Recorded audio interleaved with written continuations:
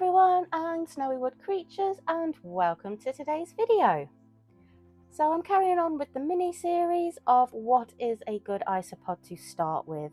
Now this is the last video in this series though, so please stay tuned for what's coming up next. But in this series, as you know, I like to hit on what is an exotic isopod, a beginner friendly and affordable. So today I've chosen the Cubaris Panda King. Shall we dive on in?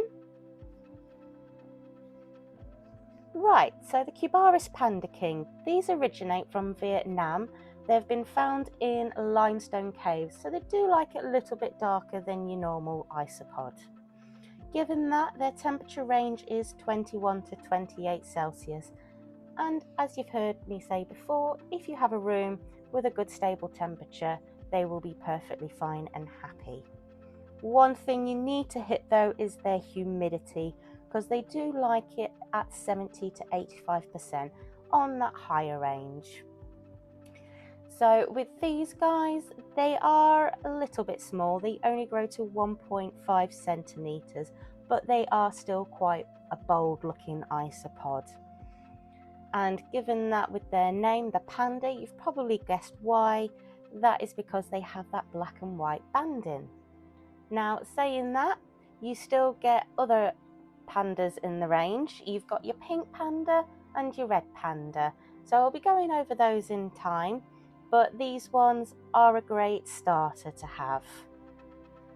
So when it comes to their food, they like their leaf litter. So there is quite a bit in there. I do find I have to top it up quite a bit more than some of the other isopods. And the other good staple they need is rotting or decaying white wood. I do try them with a bit of fruit and veg. I've tried them with a little bit of strawberry overnight.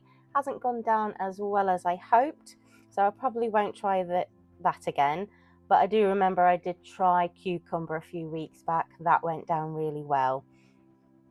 Now, one important thing with these guys, they do like protein. So ideally, you need to be giving them protein twice a week. So the way you do that is dried shrimp, or another good firm favourite is bug bites, which you can find in the fish aisle. So that is another good staple for them. Now the character of these pods, they are hardy and resilient. And one thing about these guys, when it comes to breeding, when they start, they don't stop. So with that, as soon as they start building up, they come bold in numbers. So you will start seeing them milling about a little bit more than your normal isopod. Now, they can be a very good cleanup crew, but when I say that, I'm not saying pop them in with your leopard gecko or crested gecko, frogs or anything of the sort. What I'm talking about is leaf insects or stick insects. So I've got both. So if I wanted to, I could throw these in with them and they'll live happily side by side with each other, because neither or is interested in each other.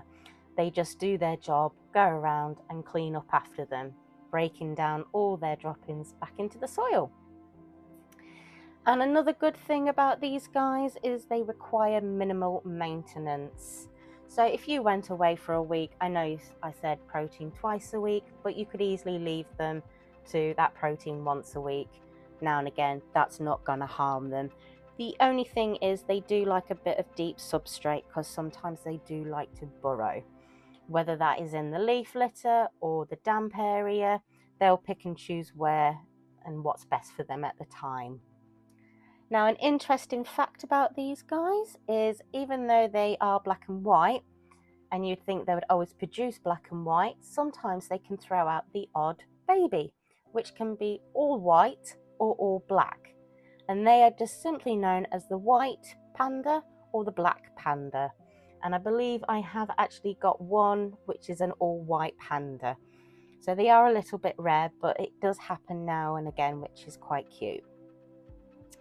So, which is your favourite pod in this mini series? Which one would you like to see next? Maybe one of their cousins? Please let me know. And I hope you liked the video. If so, give it a like, give me a subscribe, and I'll definitely see you on the next one.